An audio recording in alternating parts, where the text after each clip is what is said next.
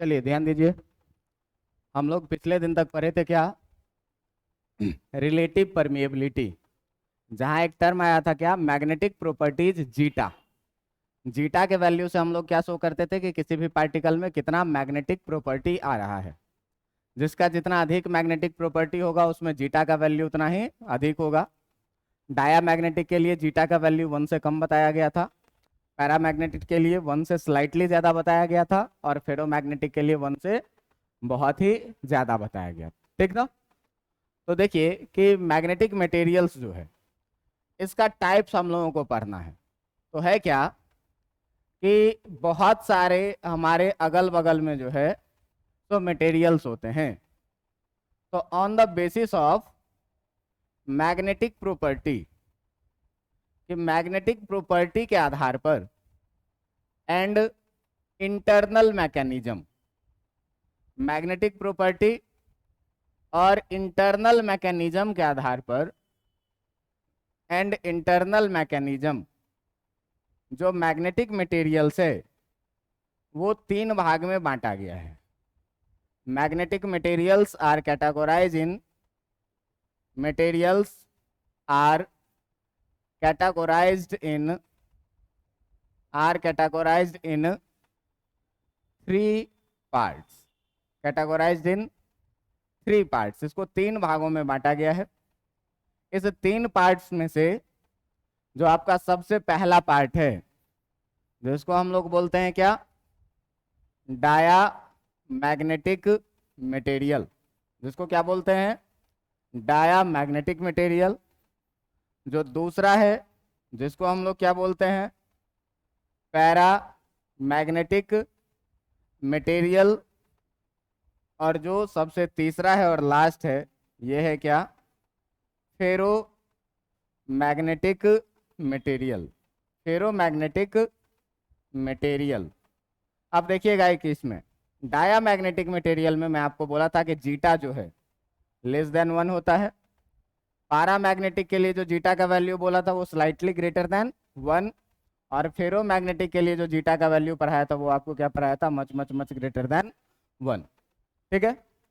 अब देखो कि इसी तीनों को आज हमको क्या करना है, इंडिविजुअली पढ़ना है। हमको इस तीनों को क्या करना है, इंडिविजुअली पढ़ना है, अलग अलग पढ़ना है। और फिर मैं आप लोगों के ग्रुप में आज या कल एक पीडीएफ डाल दूंगा 3 या 4 पेज का, जिस पीडीएफ में 3 पोर्शन में आपको मिलेगा क्या, कि अलग अलग एक साइड डाया, पैरा और फेरोमैग्नेटिक अलग अलग पॉइंट के हिसाब से डिफ्रेंशिएट किया हुआ मिलेगा। मैं कॉम्बाइंड अभी पढ़ा रहा हूँ सबको अलग अलग करके, ठीक ना, लेकिन डिफ्रेंशिएट एक जगह किया हुआ होता है तो ज्यादा अच्छा रहता है। ठीक है बातें। चलिए अब देखिए कि इसमें जो सबसे पहले हम लोगों को पढ़ना है वो पढ़ना है क्या, डाया मैग्नेटिक सब्सटेंस के बारे में। हम लोगों को पढ़ना है किसके बारे में, डाया मैग्नेटिक सब्सटेंस के बारे में। डाया मैग्नेटिक सब्सटेंस, ये डाया मैग्नेटिक सब्सटेंस होता है क्या, कि इस डाया मैग्नेटिक सब्सटेंस में होता है क्या भाई, कि जब हम लोग बाहर से एक्सटर्नल मैग्नेटिक फील्ड लगाते थे तो इसके एटॉमिक डाइपोल अपोजिट डायरेक्शन में एक्ट करने लगते थे, है ना। कि इस सब्सटेंस में क्या होता है, कि ये सब्सटेंस में जो होता है the atomic dipole, the atomic dipole repel each other, repel each other by a very small force। एक दूसरे को क्या करते हैं, बहुत छोटे से फोर्स से क्या करते हैं, रिपेल कर। जनरली ऐसे सब्सटेंस जो होते हैं, the substance having paired electron, जिसके पास पेयर्ड इलेक्ट्रॉन होता है किसके जैसे, लाइक हीलियम। अब देखो कि इसमें जो 2 इलेक्ट्रॉन रहेगा, पेयर्ड इलेक्ट्रॉन रहेगा हीलियम का, तो हीलियम एटम का जो पेयर्ड इलेक्ट्रॉन होता है वो एक ही ऑर्बिट में लेकिन अपोजिट डायरेक्शन में मूव करेगा। क्या करेगा, हीलियम एटम का दोनों इलेक्ट्रॉन जो है, मान लीजिए कि ये है एक इलेक्ट्रॉन, ये ऐसे मूव करेगा, तो जो दूसरा इलेक्ट्रॉन रहेगा ये भी इसी डायरेक्शन में मूव करेगा। बात समझ में आ रही है। तो पेयर्ड इलेक्ट्रॉन वाले एटम्स का जो इलेक्ट्रॉन होता है वो तो रैंडम मोशन में होता है अपने ऑर्बिट पे, तो कोई क्लॉकवाइज घूम रहा होगा, कोई एंटी क्लॉकवाइज घूम रहा होगा। ऐसा कहानी चलता रहता है पेयर्ड इलेक्ट्रॉन के केस में। अब देखना कि जब ये इलेक्ट्रॉन इधर जा रहा है और ये भी अपोजिट डायरेक्शन में मूव कर रहा है, तो यहाँ पे करंट का डायरेक्शन इलेक्ट्रॉन के फ्लो के अपोजिट डायरेक्शन में होगा, और इसके कारण जो करंट का डायरेक्शन होगा ये भी क्या होगा, इलेक्ट्रॉन के फ्लो के अपोजिट डायरेक्शन में होगा। तो अगर हम मोमेंट का बात करें तो मोमेंट हम लोग राइट हैंड कर्ल करके निकालते थे। तो अगर इस इलेक्ट्रॉन के कारण मोमेंट का बात करो तो मोमेंट आ रहा है किधर की तरफ, बाहर की तरफ, है ना। और इस इलेक्ट्रॉन के कारण अगर आप बात करिए तो मोमेंट जा रहा है किधर की तरफ, अंदर की तरफ। अब देखना कि इलेक्ट्रॉन अगर ऑर्बिट में मूव कर रहा है तो मैं आपको कभी बताया था कि जो इसका डाइपोल मोमेंट हम लोग लिखते थे वो कुछ ऐसा mvr/2 करके बताया था कि नहीं, बताया था। अब देखिएगा कि ये अगर इसका मोमेंट है तो आप ध्यान से देखिए कि दोनों इलेक्ट्रॉन, ये दोनों का मास सेम है, दोनों एक ही ऑर्बिट पर है, मतलब ऑर्बिट का रेडियस भी क्या है, सेम है, और इलेक्ट्रॉन की वेलोसिटी क्या होगी, सेम होगी। दोनों इलेक्ट्रॉन के कारण जो मोमेंट है, डाइपोल मोमेंट, वो एक अंदर है तो एक बाहर की तरफ है। तो मैग्नीट्यूड में दोनों इक्वल है लेकिन डायरेक्शन में दोनों अपोजिट है। तो इस प्रकार से करेगा क्या, ये करेगा क्या, सारा डाइपोल एक दूसरे को कैंसिल कर दे, ठीक ना। तो जो है, ठीक ना, पेयर्ड इलेक्ट्रॉन जो होता है, paired electron moves in opposite direction, moves in opposite direction of orbit, कि ऑर्बिट के अपोजिट डायरेक्शन में दोनों इलेक्ट्रॉन मूव कर रहा होता है, ठीक ना। And the opposite moments and the opposite dipole moments, जो दोनों का अपोजिट डाइपोल मोमेंट्स है, ये डाइपोल मोमेंट्स क्या करेगा, एक दूसरे को, डाइपोल मोमेंट्स क्या करेगा, एक दूसरे को कैंसिल कर देगा। और जब कैंसिल कर देगा भैया तो इसके पास मैग्नेटिक डाइपोल बचेगा ही नहीं, मैग्नेटिक प्रॉपर्टी बचेगा ही नहीं। तो फिर हमारे मन में सवाल आता है कि जब मैग्नेटिक प्रॉपर्टी नहीं बचेगा तो फिर ये रिपेल ईच अदर कैसे करेगा, ये रिपेल ईच अदर कैसे करता है, एक दूसरे को रिपेल कैसे करता है। तो मैं आपको बोला था कि कोई भी रिवॉल्विंग इलेक्ट्रॉन अगर अपना मैग्नेटिक प्रॉपर्टी शो कर रहा है तो उसके लिए 3 कारण जिम्मेदार होता है। पहला कि ये अपने ऑर्बिट पे घूम रहा है, इसके कारण जो सबसे मेजर कारण था, तो मेजर कारण के कारण तो डाइपोल गया, बचा ही नहीं। दूसरा कारण ये भी था कि ये अपने एक्सिस पर भी स्पिन कर रहा होता है। और तीसरी बात है कि न्यूक्लियस का स्पिनिंग भी होता रहता है। तो न्यूक्लियस के स्पिनिंग के कारण और इस इलेक्ट्रॉन के स्पिनिंग के कारण, दोनों के कारण क्या होता है कि बहुत कम ही अमाउंट में लेकिन डाइपोल फॉर्म होता है। तो इसी कम अमाउंट के कारण ये क्या करता है, एक दूसरे को रिपेल करता है। जनरली पेयर्ड इलेक्ट्रॉन वाले जो एटम होते हैं वो अपोजिट डायरेक्शन में मूव कर रहे होते हैं, जिनका डाइपोल एक दूसरे को क्या करता है, कैंसिल करता है। और अगर हम इस पर एक्सटर्नल मैग्नेटिक फील्ड लगाते हैं तो इसका डाइपोल इसका अपोज करने लगता है। अपोज करने लगेगा तो जीटा का वैल्यू स्लाइटली कम आ जाएगा 1 से, और स्लाइटली कम आ जाएगा भाई तो म्यू आर जो है इसका कम होगा, और ये मैग्नेटिक प्रॉपर्टी क्या करेगा, कम करेगा। बात समझ में आ रहा है। इसके लिए एक एक्सपेरिमेंटल चीजें ये दिखाई जाती है क्या, इसके लिए एक एक्सपेरिमेंटल चीज ये दिखाई जाती है क्या कि अगर मान लो कि हम क्या करें, एक यू शेप का, हम क्या करें, यू शेप का एक, हम क्या करें, कोई सा ऐसा शेप का ट्यूब ले लें, यू शेप का ट्यूब, और इस ट्यूब के अंदर में हम क्या करें, इस ट्यूब के अंदर में हम क्या करें, मैग्नेटिक चीजों को भर दें। इसके अंदर मैग्नेटिक मटेरियल मैंने क्या किया है, भर दिया है। इसके अंदर में क्या भरा है मैंने, मैग्नेटिक मटेरियल भरा है। अब देखिएगा कि ये जो ट्यूब मैंने लिया है और इसके अंदर में जो मैग्नेटिक मटेरियल भरा हुआ है, ये मैग्नेटिक मटेरियल क्या होगा, ये मैग्नेटिक मटेरियल क्या होगा कि भाई इसके अंदर मैंने मैग्नेटिक मटेरियल को क्या किया है, भर दिया है। अब ये सारे मैग्नेटिक मटेरियल अगर ये डायामैग्नेटिक सब्सटेंस होगा, मान लो कि ये सारा कैसा सब्सटेंस है, डायामैग्नेटिक, इसके अंदर में जो सब्सटेंस भरा है वो कैसा सब्सटेंस भरा है, डायामैग्नेटिक सब्सटेंस भरा हुआ है। तो डायामैग्नेटिक सब्सटेंस इक्विलिब्रियम में रहेगा, दोनों तरफ बराबर बराबर रहेगा।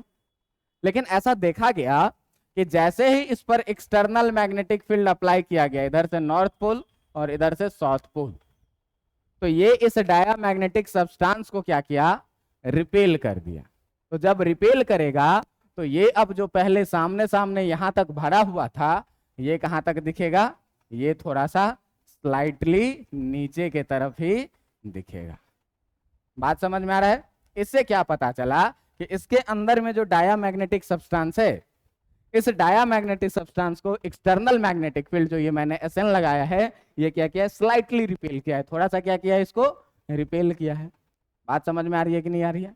तो ये थी कहानी किसकी, डायामैग्नेटिक सब्सटेंस की, जिसका एटॉमिक डाइपोल एक दूसरे को बहुत स्लाइटली फोर्स से क्या करेगा, रिपेल करेगा। रिपेल करने का कारण क्या होगा भाई, कि ऑर्बिटल मूवमेंट के कारण जो है सो डाइपोल मोमेंट एक दूसरे को कैंसिल कर दे रहा है। लेकिन सेल्फ स्पिनिंग के कारण, न्यूक्लियस के स्पिनिंग के कारण क्या हो रहा है, कुछ डाइपोल इसमें जनरेट हो जा रहे हैं जो अपोजिट डायरेक्शन में है। तो अपोजिट डायरेक्शन में तो इसको स्लाइटली ये क्या कर रहा है, रिपेल कर रहा है। बात समझ में आ रही है? जो दूसरा सब्सटेंस है अपने पास, जो दूसरा सब्सटेंस है, ये दूसरा सब्सटेंस है क्या, जिसका नाम है पैरामैग्नेटिक सब्सटेंस।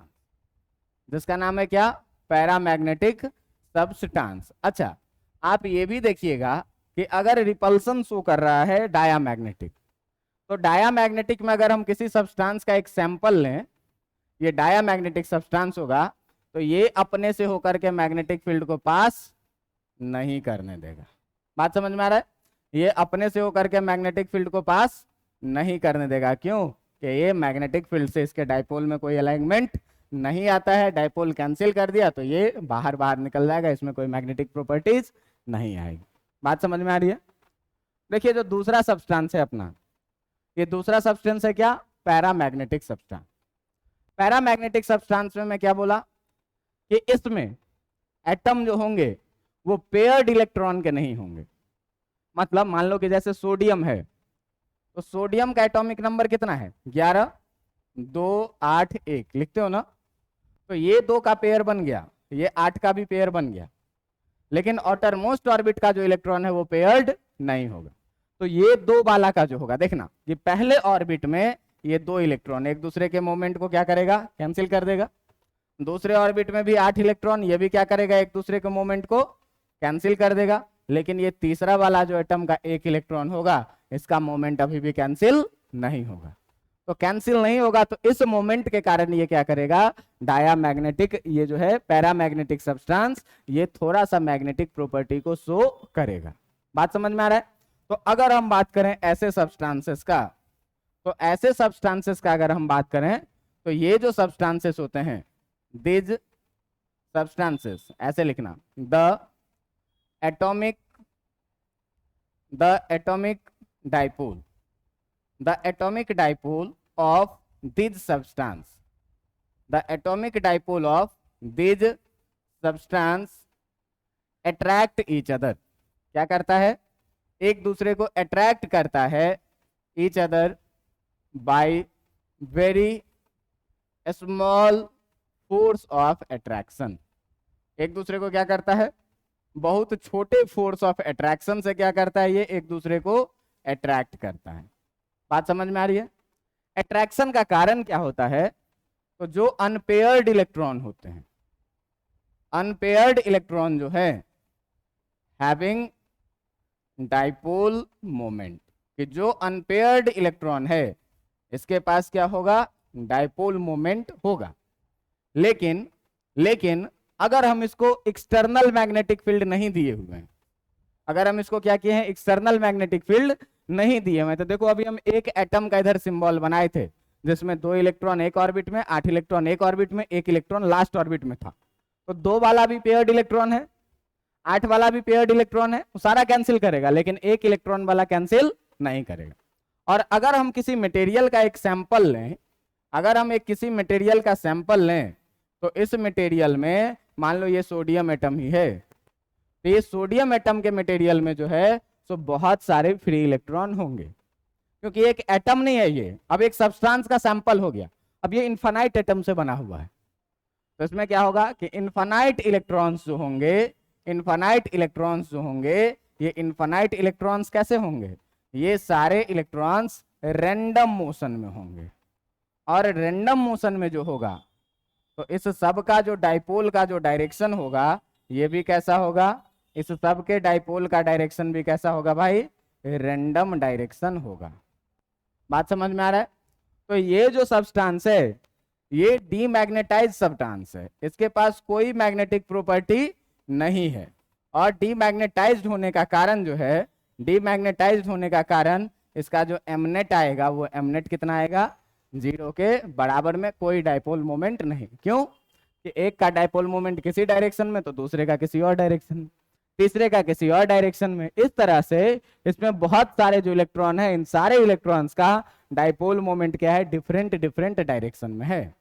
लेकिन इसी सब्सटेंस पर हम लोग क्या करें कि अगर इसी सब्सटेंस पर अगर हम लोग क्या करें कि बाहर से एक एक्सटर्नल मैग्नेटिक फील्ड लगा दें, तो अब इस सारे का जो डाइपोल है, ये सारा डाइपोल क्या करेगा, एक टॉर्क एक्सपीरियंस करेगा। और टॉर्क एक्सपीरियंस करेगा तो ये जो सारे इलेक्ट्रॉन थे वो एक डायरेक्शन में अलाइन हो जाएंगे।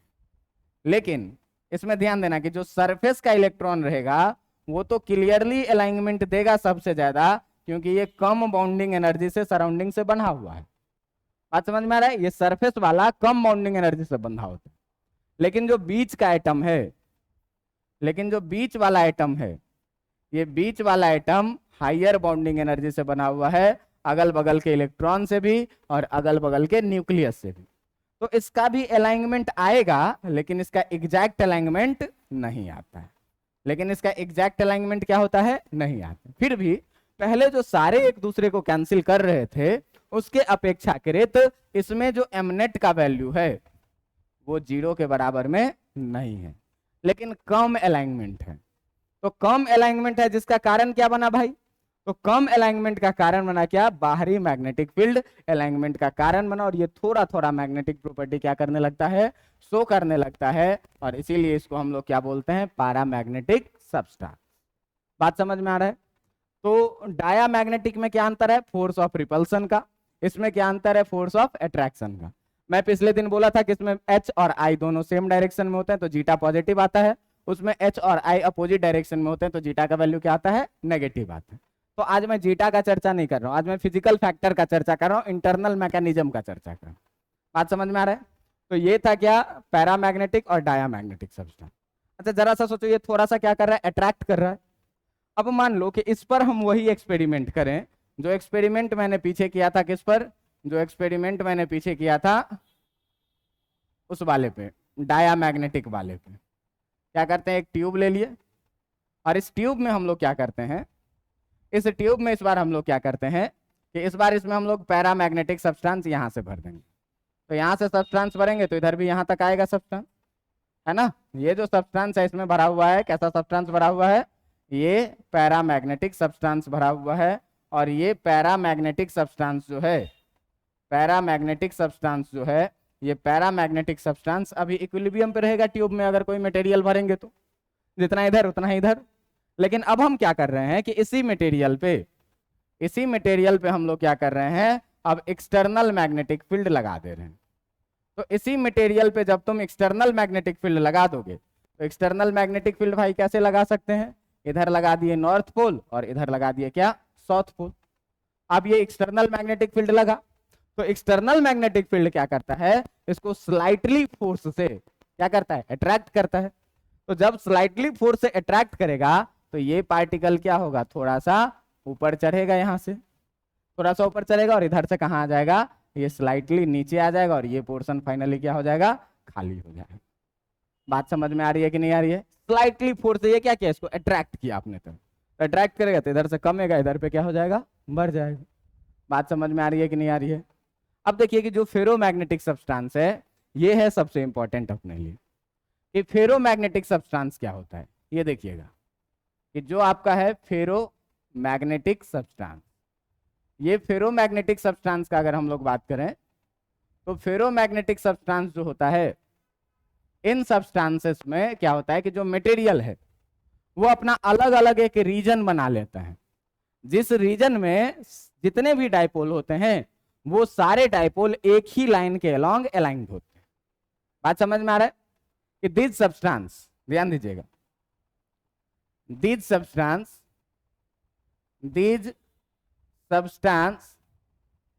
form a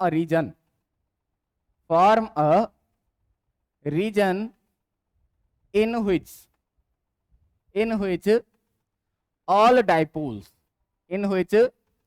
all dipoles are in same alignment, जिसमें सारे डाइपोल किस में रहेंगे, एक ही तरह के अलाइनमेंट में रहेंगे। कहने का मतलब कि अगर हम लोग बात करें एक सब्सटेंस का, हम लोग कहीं से सैंपल लें, मान लो ये सब्सटेंस, तो ये सब्सटेंस जैसे ही लोगे तो क्या करेगा, ये अपने आप को अलग अलग रीजन में बांट लेगा। मान लो ये ऐसे 4 रीजन बट गए, अलग अलग रीजन में बांट लेगा। और इस सारे मटेरियल में क्या है भाई, तो डाइपोल्स हैं। क्या है, डाइपोल्स हैं, फ्री इलेक्ट्रॉन्स हैं। तो डाइपोल्स को एरो के द्वारा हम लोग दिखाते हैं, लेकिन ये क्या करेगा, रीजन में बांट लेगा और कहेगा क्या कि भैया हम इस रीजन वाले सारे डाइपोल अपने पार्टिकुलर डायरेक्शन में है। बात समझ में आ रहा है, कहेगा कि भाई हम इस रीजन वाले जो हैं वो सारे हम अपने पार्टिकुलर डायरेक्शन में।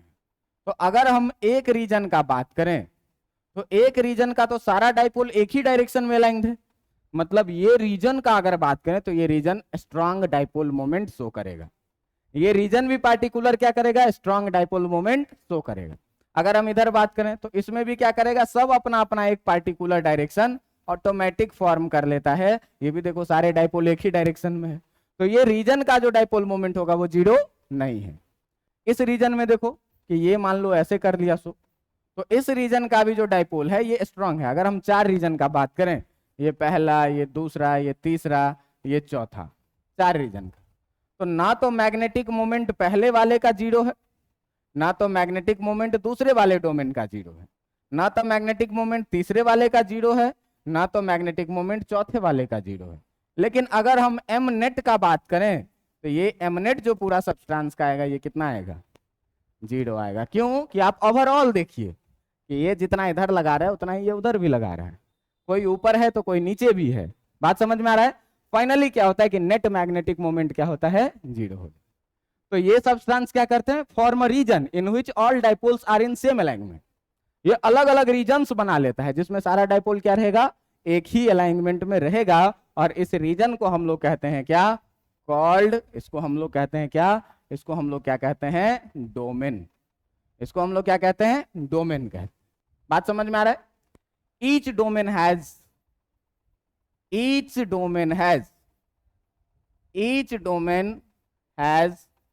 N strong dipole moment. हर रीजन का अपना अपना एक स्ट्रॉन्ग डाइपोल मोमेंट है। क्यों भाई साहब, कि सारे मैग्नेट एक पार्टिकुलर डायरेक्शन में डाइपोल लगे हुए हैं, तो स्ट्रांगनेस क्या होगी, बढ़ेगी, लेकिन केवल इस रीजन की बढ़ेगी, केवल इस पार्टिकुलर रीजन का। अगर हम किसी पार्टिकुलर रीजन का बात करें तो उसका डाइपोल मोमेंट 0 नहीं है, वो एक स्ट्रांग डाइपोल मोमेंट शो कर रहा है। But each domain cancel the dipole moment of opposite domain. अपने अपोजिट डोमेन का डाइपोल मोमेंट को क्या करेगा, ये दूसरा कैंसिल कर देगा। एंड हेंस बचेगा क्या, एंड हेंस जो बचेगा वो एम नेट का वैल्यू कितना बचेगा, एम नेट का वैल्यू बचेगा कितना, 0। मतलब अगर इस पूरे सब्सटेंस पे बात करें तो कोई मैग्नेटिक मोमेंट नहीं रहेगा। बात समझ में आ रहा है। जैसे देखो ध्यान से कि अगर हम लोग क्या करें, एक मैग्नेट का ऐसा ऐसा टुकड़ा लें, एक मैग्नेट को ऐसे रखें, एक मैग्नेट को ऐसे रखें, एक मैग्नेट को ऐसे रखें, एक मैग्नेट को ऐसे रखें, एक को ऐसे रखें, एक को ऐसे रखें, एक को ऐसे रखे हैं। तुम देखो ध्यान से, साउथ नॉर्थ, ये नॉर्थ, ये साउथ, ये साउथ, ये नॉर्थ, ये नॉर्थ, ये साउथ, ये नॉर्थ, ये साउथ, ये साउथ, ये नॉर्थ, ये नॉर्थ, ये साउथ। ध्यान से देखो तो ये छोटा छोटा मैग्नेट का टुकड़ा है, इधर उधर बिखरा हुआ है। सबका अपना अपना डाइपोल होगा, सबका डाइपोल का डायरेक्शन किधर होगा, साउथ से लेकर के नॉर्थ की तरफ। सबका डाइपोल का डायरेक्शन किधर होगा, साउथ से नॉर्थ, साउथ से नॉर्थ। इधर साउथ बना दो, साउथ से लेकर के नॉर्थ, साउथ से लेकर के नॉर्थ, साउथ से लेकर के नॉर्थ, साउथ से लेकर के नॉर्थ, साउथ से लेकर के नॉर्थ। ये सारा डाइपोल रैंडम डायरेक्शन में। तो इस पूरे सब्सटेंस के लिए अगर तुम बात करोगे कि एम नेट कितना होगा भैया, तो इस पूरे का एम नेट कितना होगा, 0 होगा। सारा डाइपोल एक दूसरे को रैंडमली कैंसिल करेगा। लेकिन अब इसी मैग्नेट को हम क्या किए कि इसी मैग्नेट को हम क्या किए, उठाए और अरेंज करके रख दिए। इसी मैग्नेट को हम क्या किए, उठाए और अरेंज करके रख दिए। ये नॉर्थ, ये साउथ, ये नॉर्थ, ये साउथ, ये नॉर्थ, ये साउथ, ये नॉर्थ, ये साउथ, ये नॉर्थ, ये साउथ।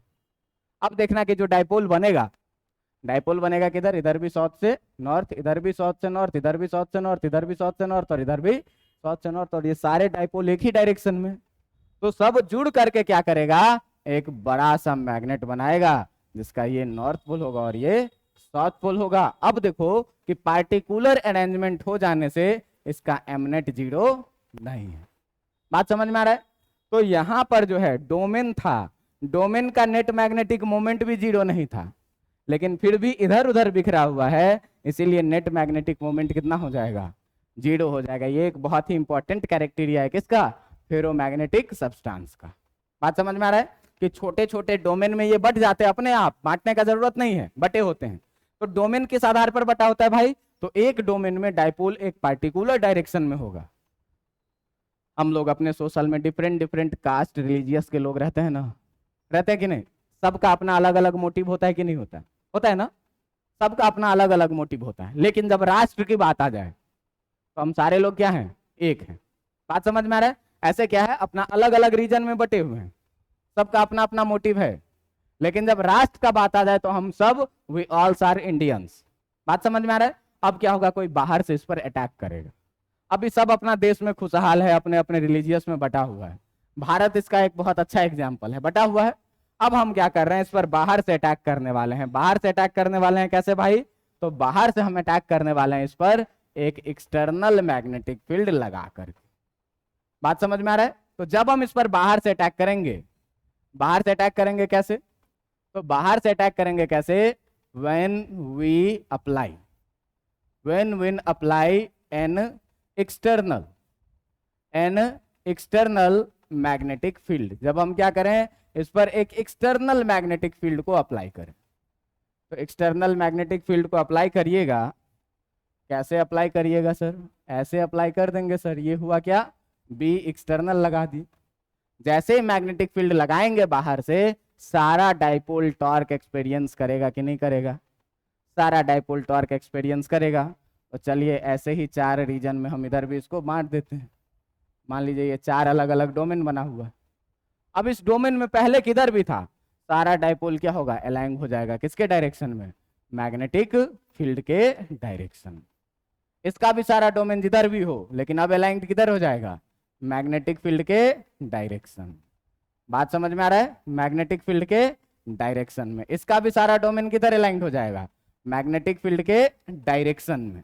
अब मैग्नेटिक फील्ड जैसे ही थोड़ा सा लगाए, कमाल का चीज देखने को मिला क्या, कि अब हर डोमेन का जो डाइपोल है वो एक पार्टिकुलर डायरेक्शन में है। अब जब पार्टिकुलर डायरेक्शन में हो जाएगा, तो ये पार्टिकल जो पहले डीमैग्नेटाइज था, ये अब कैसा हो जाएगा, मैग्नेटाइज्ड हो जाएगा। क्यों, कि सारे डोमेन एक पार्टिकुलर डायरेक्शन में आ गए। अब तुम देखना कि इस सब्सटेंस में कहोगे कि सर पैरामैग्नेटिक वाला भी तो मैग्नेटिक प्रॉपर्टी शो किया था, लेकिन बीच वाला मटेरियल देखो इधर उधर है, ये वीक मैग्नेट होगा। लेकिन फेरोमैग्नेटिक में क्या है, सारे के सारे डाइपोल एक पार्टिकुलर अलाइनमेंट में आ गए, ठीक ना। तो इसमें क्या हुआ है कि the dipoles of each domain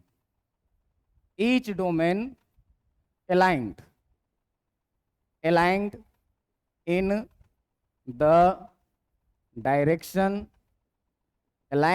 direction of B external and hence shows heavy magnetic property. और बहुत हैवी मैग्नेटिक प्रॉपर्टी को ये क्या करता है, शो करने लग जाता है। बात समझ में आ रहा है? अलग अलग डोमेन में था, बटा हुआ था, अलग अलग डायरेक्शन में था, कैंसिल कर दे रहा था। लेकिन जैसे ही थोड़ा सा मैग्नेटिक फील्ड लगाए, अब हर डोमेन क्या हुआ, एक पार्टिकुलर डायरेक्शन में आ गया। हर डोमेन पार्टिकुलर डायरेक्शन में आ गया तो हैवी मैग्नेटिक प्रॉपर्टी को शो करने लग जाएगा। क्यों, कि डाइपोल जितना यूनिडायरेक्शनल रहेगा, मैग्नेट उतना स्ट्रांग बनेगा ना। देख लो बिखरे हुए का क्या हाल था, और एक डायरेक्शन में कर लिए तो क्या हाल हुआ। बात समझ में आ रही है? तो यही चीजें हैं यहाँ पर। क्या, अगर यहाँ पर तुम वो यूट्यूब वाला दिखाओगे कि अगर यहाँ पर यूट्यूब वाला हम लोग यहाँ पर एक्सपेरिमेंट करेंगे कि एक यूट्यूब लिए, अरे वो यूट्यूब वीडियो वाला नहीं, इसको भी यूट्यूब बोलते हैं केमिस्ट्री में, यू शेप का एक ट्यूब लिए, और इसमें हम लोग क्या किए कि इस बार जो सब्सटेंस भरे वो सब्सटेंस है कैसा सब्सटेंस, फेरोमैग्नेटिक सब्सटेंस है इसमें भरा हुआ। कैसा सब्सटेंस है भरा हुआ, फेरोमैग्नेटिक सब्सटेंस।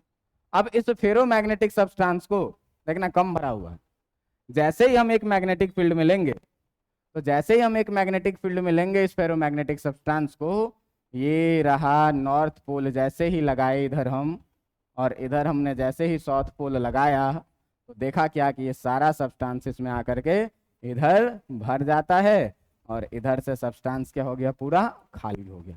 मतलब हाई फोर्स ऑफ अट्रैक्शन से इसको क्या किया, खींच लिया अपने तरफ। बात समझ में आ रहा है?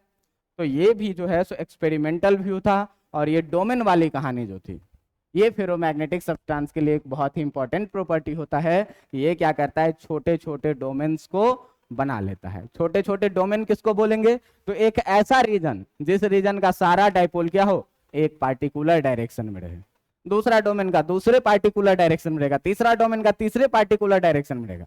तो डोमेन का मैग्नेटिक मोमेंट जीरो नहीं है, डोमेन का मैग्नेटिक मोमेंट है, लेकिन पूरे सब्सटेंस के सैंपल का अगर हम लोग बात करें तो नेट मैग्नेटिक मोमेंट कितना है, जीरो, क्योंकि ये डोमेन उसको कैंसिल किया है, ये डोमेन उसको कैंसिल किया है, ये डोमेन उसको कैंसिल किया है।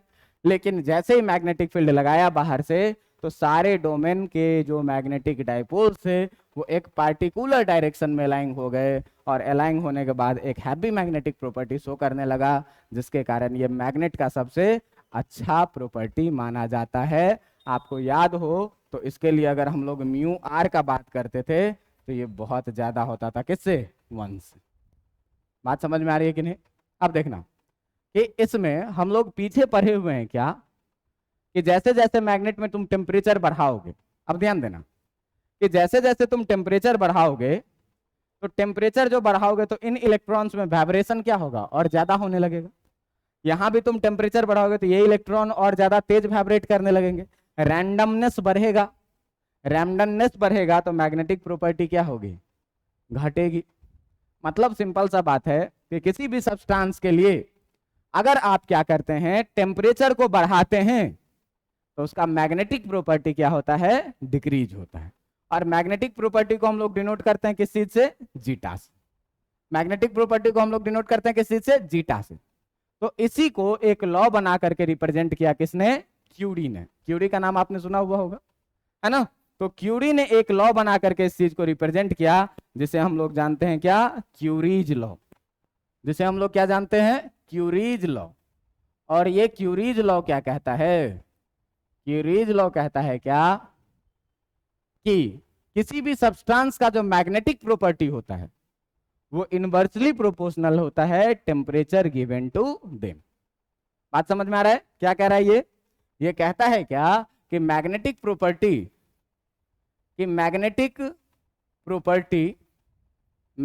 प्रॉपर्टीज ऑफ एनी सब्सटेंस,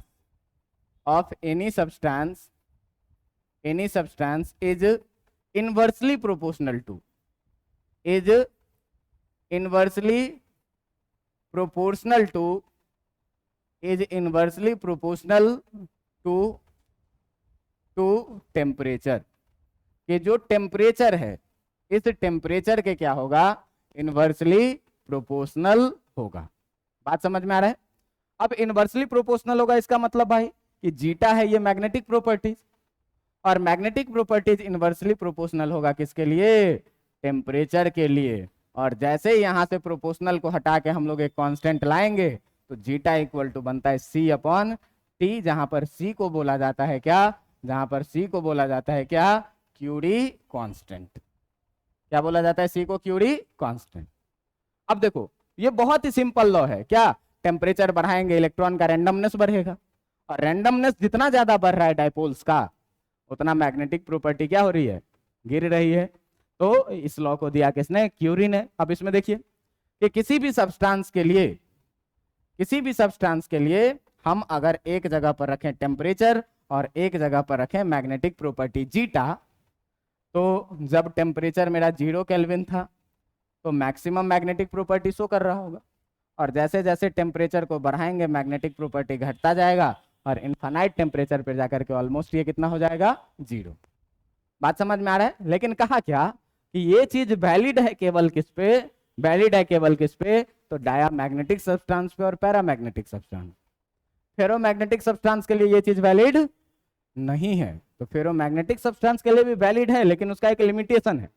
जैसे डायामैग्नेटिक और पैरामैग्नेटिक में तुम हीट करना शुरू किए, 0 केल्विन से बढ़ना शुरू किए, मैग्नेटिक प्रॉपर्टी घटनी शुरू हो गई।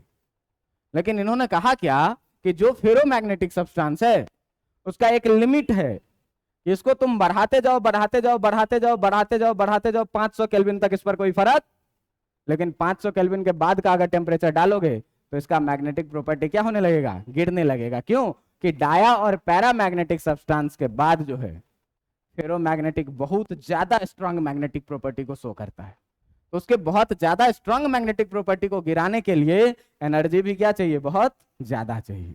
और बहुत ज्यादा एनर्जी चाहिए तो कहा क्या कि मान लो कि कोई सब्सटेंस है, इस सब्सटेंस का मैग्नेटिक प्रॉपर्टी हम 300 केल्विन तक डाले, कुछ हुआ ही नहीं, इसमें फेरोमैग्नेटिक सब्सटेंस में, और 300 केल्विन तक डाले कुछ हुआ ही नहीं। लेकिन हाँ 300 के बाद जैसे जैसे हम टेम्परेचर बढ़ा रहे थे वैसे वैसे क्या हो रहा था, इसका टेम्परेचर गिर रहा था। बात समझ में आ रहा है। तो ये जो है so this law is slightly differ for ferromagnetic substance, कि जो फेरोमैग्नेटिक सब्सटेंस था, इस फेरोमैग्नेटिक सब्सटेंस के लिए क्यूरी का लॉ में थोड़ा सा डिफरेंशिएट किया गया। बात समझ में आ गया, थोड़ा सा डिफरेंस देखा गया। अब वो डिफरेंस क्या था भाई, तो यहां पर पहले एक टर्म आता है क्या, एक टर्म आता है जिसको हम लोग बोलते हैं क्यूरी टेम्परेचर, जिसको क्या बोलते हैं, क्यूरी टेम्परेचर, और इसको डिनोट करते हैं TC से। बात समझ में आ रहा है। क्यूरी टेम्परेचर कहता है क्या कि ये कैसा टेम्परेचर है, तो कहता है क्या कि it is the minimum temperature, ये मिनिमम टेम्परेचर है रिक्वायर्ड टू स्टार्ट डीमैग्नेटाइजिंग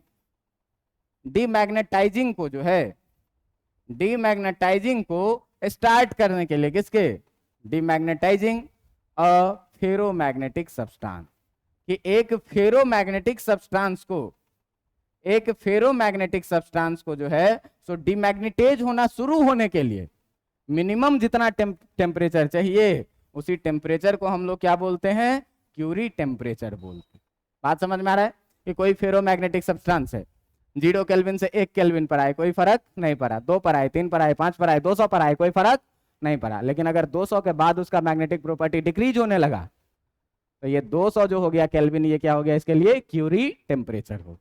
बात समझ में आ रहा है। तो मिनिमम ऐसा टेम्परेचर जिस पर क्या होने लगे, कोई भी सब्सटेंस डीमैग्नेटाइज होना शुरू हो जाए, ऐसे सब्सटेंस को हम लोग क्या बोलते हैं, ऐसे सब्सटेंस को हम लोग बोलते हैं क्या, ऐसे सब्सटेंस को हम लोग बोलते हैं Curie temperature.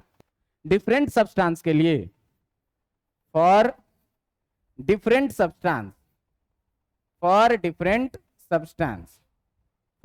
Substance the Curie temperature is different. अलग अलग सब्सटेंस के लिए जो क्यूरी टेम्परेचर होता है ये क्या होता है, डिफरेंट होता है।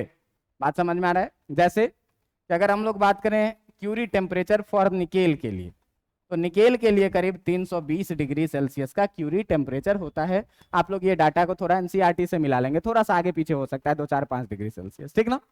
कितना क्यूरी टेम्परेचर होता है निकेल के लिए, 320 डिग्री सेल्सियस। इसका मतलब निकेल एक ऐसा फेरोमैग्नेटिक सब्सटेंस है जिसपे अगर तुम 320 डिग्री सेल्सियस तक का टेम्परेचर लगा दोगे तो इसका मैग्नेटिक प्रॉपर्टी हिलेगा नहीं, लेकिन अगर 320 के बाद का लगाओगे तो इसका धीरे धीरे मैग्नेटिक प्रॉपर्टी क्या होने लगेगा, गिरने लगेगा। बात समझ में आ रहा है। दूसरा कहा क्या कि जो क्यूरी टेम्परेचर है फॉर आयरन Fe के लिए, ये कहा क्या कि ये करीब 770 डिग्री सेल्सियस के आसपास का, मतलब आयरन का जो है आप क्यूरी टेम्परेचर कितना पे, 770 डिग्री सेल्सियस तक ये जाएगा तो इसके मैग्नेटिक प्रॉपर्टी पे कोई फर्क नहीं पड़ेगा। बात समझ में आ रहा है? बहुत ज्यादा टेम्परेचर है ये। यही क्यूरी टेम्परेचर जो कोबाल्ट के लिए देखा गया, तो कोबाल्ट के लिए ये करीब 1130 डिग्री सेल्सियस का देखा गया। बात समझ में आ रहा है? बहुत ज्यादा टेम्परेचर है ये। अब देखो कि क्यूरी टेम्परेचर फेरोमैग्नेटिक सब्सटेंस में क्या रिलेशन है, क्या कारण था कि जितने भी इलेक्ट्रिकल एप्लियंसेस में हम लोग डाल रहे थे सब्सटेंस क्वाइलिंग करने के लिए, वो सॉफ्ट आयरन रॉड ले रहे थे, सॉफ्ट आयरन कोर ले रहे थे। चाहे वो गैल्वेनोमीटर हो, चाहे वो मोटर हो, चाहे वो कुछ भी हो, सब में सॉफ्ट आयरन कोर ही क्यों लेते हैं भाई? देखो सारे मूवेबल होते हैं, फ्रिक्शन पे काम करते हैं, फ्रिक्शन से हीट भी जनरेट होता है। तो अगर हम कोई ऐसा सब्सटेंस ले लें जिसका क्यूरी टेम्परेचर बहुत कम रहे, तो वो काम जितना देर करेगा उतना अधिक हीट होगा, हीट होगा तो जल्दी क्यूरी टेम्परेचर को अचीव कर लेगा, मैग्नेटिक प्रॉपर्टी लूज कर देगा, सब्सटेंस लूज कर देगा, तो अपना जनरेटर काम करेगा? नहीं काम करेगा। इसीलिए क्या करते हैं, सॉफ्ट आयरन कोर लगाते हैं। सॉफ्ट आयरन कोर कितना, 770 डिग्री सेल्सियस। इतना टेम्परेचर अचीव करने में किसी भी जनरेटर का जान निकल जाएगा। बात समझ में आ रहा है कि नहीं? अब 770 डिग्री सेल्सियस तक ये झेल सकता है आराम से, इससे ज्यादा होगा तो हम लोग क्या कहेंगे, मोटर फूक गया, है ना? कभी कभी होता है ना, शॉर्ट सर्किट से ज्यादा हीट हो गया और मोटर अपना फूक जाता है, तो क्या करता है, कहते हैं कॉइल जल गया। कॉइल जलने का मतलब क्या, या तो जो बाइंडिंग किया वो बाइंडिंग खराब हुआ, या तो आर्मेचर का मैग्नेटिक प्रॉपर्टी खत्म हो गया। आर्मेचर किस चीज का है भाई, ये। तो 770 डिग्री सेल्सियस यार, इम्पॉसिबल है इतना टेम्परेचर गेन करना किसी मोटर के लिए। वो क्या करेगा, कॉइल ही जला होगा, अधिकतर चांस। मैग्नेटिक प्रॉपर्टी इतना आसानी से खत्म नहीं होगा, क्योंकि ये बहुत हैवी टेम्परेचर है। बात समझ में आ रहा है? तो इसी में थोड़ा सा क्यूरी टेम्परेचर में मॉडिफाइड करके क्या कहा, मॉडिफाइड करके क्या कहा कि जो क्यूरी टेम्परेचर होता है, जो मैग्नेटिक प्रॉपर्टी होता है किसका, फेरोमैग्नेटिक सब्सटेंस का, कहा क्या कि जो मैग्नेटिक प्रॉपर्टी है, जो मैग्नेटिक प्रॉपर्टी है किसका, magnetic properties of ferromagnetic substance, ferromagnetic substance की जो अपना फेरोमैग्नेटिक सब्सटेंस है, इस फेरोमैग्नेटिक सब्सटेंस का जो मैग्नेटिक प्रॉपर्टी होता है is inversely proportional to, is inversely proportional to, is inversely proportional to, is inversely proportional to क्या, T माइनस TC के बराबर में। अब ये T जो है, ये T है क्या, ये है गिवन टेम्परेचर, और ये है क्या, क्यूरी टेम्परेचर। ये क्यूरी टेम्परेचर और गिवन टेम्परेचर के डिफरेंस के क्या होगा, इनवर्सली प्रोपोर्शनल होगा।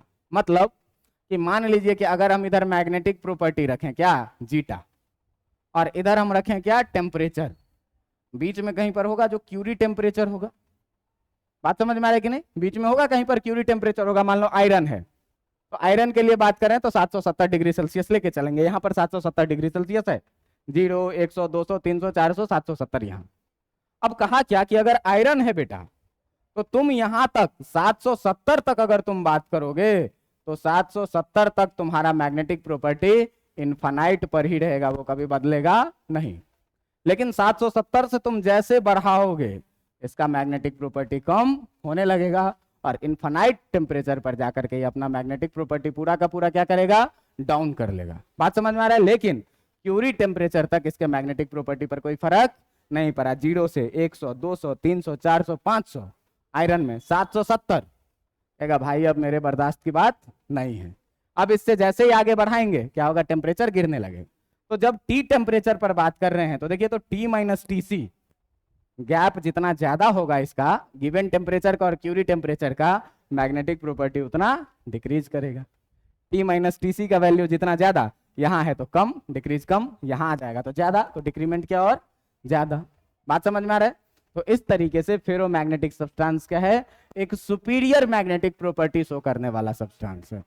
इसीलिए सॉफ्ट आयरन कोर का ही यूज हर जगह पर किया जाता है। बाकी कोबाल्ट वगैरह है तो चलता है आर्मेचर, तो घिसता भी तो है, आयरन सबसे कम घिसता है। कोबाल्ट वगैरह डाल देंगे तुरंत घिस जाएगा, है ना? तो तुरंत घिस जाएगा। तो सारी चीजों को ध्यान में रख करके जो सबसे बेस्ट मटेरियल आर्मेचर के लिए है वो क्या है, सॉफ्ट आयरन कोर। तो जितने भी डिवाइस मैग्नेटिक फील्ड के प्रॉपर्टी पर काम करता है, इलेक्ट्रोमैग्नेटिक फील्ड पे, चाहे वो मोटर हो, जनरेटर हो, ट्रांसफार्मर हो, AC जनरेटर हो, DC जनरेटर हो, कुछ भी हो, तुम सब में देखना कि जो आर्मेचर लगाया जाएगा वो किसका लगाया जाता है, सॉफ्ट आयरन कोर का। क्यों? तो पहला कारण कि बेस्ट मैग्नेटिक प्रॉपर्टी शो करता है, दूसरा कारण सब एप्लियंसेस चलेगा तो हीट प्रोड्यूस करेगा, और हीट प्रोड्यूस करेगा तो दूसरा सब्सटेंस अपना मैग्नेटिक प्रॉपर्टी लूज करेगा, लेकिन फेरोमैग्नेटिक सब्सटेंस क्यूरी टेम्परेचर तक अपना मैग्नेटिक प्रॉपर्टी लूज नहीं करेगा। तो क्यूरी टेम्परेचर बहुत बड़ा टेम्परेचर होता है जिसके बाद कोई फेरोमैग्नेटिक सब्सटेंस गिरना शुरू होता है। कितना? 770 डिग्री सेल्सियस। तुम समझ रहे हो, पानी उबलने लगता है 100 डिग्री सेल्सियस पे, तो कितना भी मोटर में हीट जनरेट होगा भाई, तो 770 क्रॉस नहीं कर पाएगा। तो तब तक जो है सो ये कॉइल अपना मैग्नेटिक प्रॉपर्टी बचाए रखेगा, लूज नहीं करेगा। और इस प्रकार से मैग्नेटिक प्रॉपर्टीज का, मैग्नेटिक मटेरियल्स का ये एक लेक्चर होता है खत्म। मैं पीडीएफ भेजूंगा, पीडीएफ आप लोग पढ़िएगा। और एग्जाम में पूछ देता है डिफरेंस पैरामैग्नेटिक फेरोमैग्नेटिक में, फेरो में, डाया में, पैरो में, या तीनों में। तो 5 नंबर में पूछेगा, जब भी पूछेगा तो उसमें मैं भेजूंगा करीब 15-20 पॉइंट लिखे हुए हैं तीनों कॉलम में। आप कोई 10 पॉइंट याद रख लीजिएगा, सारा पॉइंट एक दूसरे से रिलेटेड है। सारा पॉइंट मैं पिछले क्लास से आज तक मैं डिस्कस कर चुका हूं, जिसमें जीटा का जिक्र होगा, रिलेटिव परमिटिविटी का जिक्र होगा, यूट्यूब का जिक्र होगा, डोमेन का जिक्र होगा, सारा चीज का जिक्र होगा। और सारा चीज हम लोग धीरे धीरे डिस्कस कर चुके हैं, तो काम अपना चल जाएगा। अगले दिन हम लोग इसी कॉन्सेप्ट पर बेस्ड एक चीज पढ़ेंगे, हिस्टेरेसिस कर्व, ठीक ना। हिस्टेरेसिस कर्व पढ़ेंगे और फिर एक क्लास और लेंगे तो ये चैप्टर हो जाएगा खत्म। इतना पढ़ के आइएगा, मिलते हैं अगले क्लास।